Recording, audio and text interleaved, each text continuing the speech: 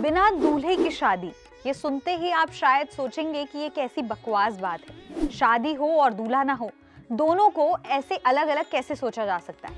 लेकिन उत्तराखंड के कुमाऊं रीजन से जुड़ी एक परंपरा ऐसी भी रही है जहां शादी का मतलब बिल्कुल अलग था। कुमाऊं में इस तरह की शादी को बड़ा या डोला विवाह कहा जाता है और कई जगह इसे सरोल विवाह के नाम से भी जाना जाता है। आज के टाइम में ये परंपरा लगभग गायब हो चुकी है, लेकिन एक दौर था जब इसे सोसाइटी में पूरी तरह से एक्सेप्ट किया जाता था। इस शादी में दुल्हन को ढोल दमाऊं के साथ दूल्हे के घर लाया जाता था, लेकिन बिना किसी बड़ी रस्मों के। इस शादी की सबसे खास बात ये थी कि ना तो शादी में कोई वैदिक रिचुअल्स होते थे और ना ही दूल्हा दुल्हन अपने सर पर पहने जाने वाले पारंपरिक मुकुट या क्राउन पहनते थे। मतलब ना बैंड बाजा, ना दिखावा और ना लंबी चौड़ी रस्में। दुल्हन को सीधा दूल्हे के घर लाया जाता है और शादी के बाद ही वहां पर शादी को रिचुअलिस्टिक तरीके से पूरा माना जाता है।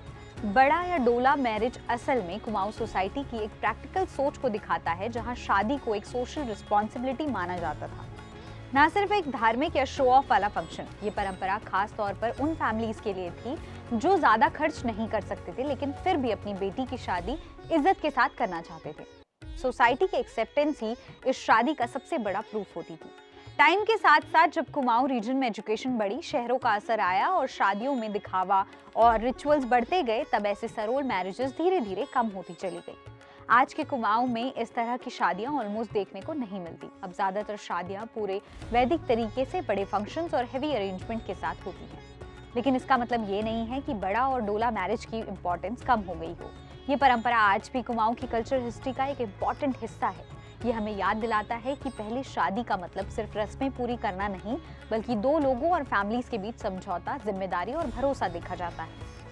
आखिर में बिना दूल्हे की शादी जैसा अजीब लगने वाला शब्द पीछे एक बहुत गहरी और सेंसिबल सोच छुपी हुई है। कुमाऊं की ये परंपरा हमें सोचने पर मजबूर करती है कि आज की शादियां सच में इतनी कॉम्प्लिकेटेड होनी चाहिए या फिर कभी-कभी सिंप्लिसिटी ही सबसे बड़ी परंपरा होती है। इस शादी में दूल्हा नहीं होता, और यहाँ तक कि दूल्हा इसलिए नहीं होता क्योंकि या तो दूल्हा विदेश होता है या फिर दूल्हा अपने काम से बाहर गया होता है। शादी होती है दो परिवारों के बीच।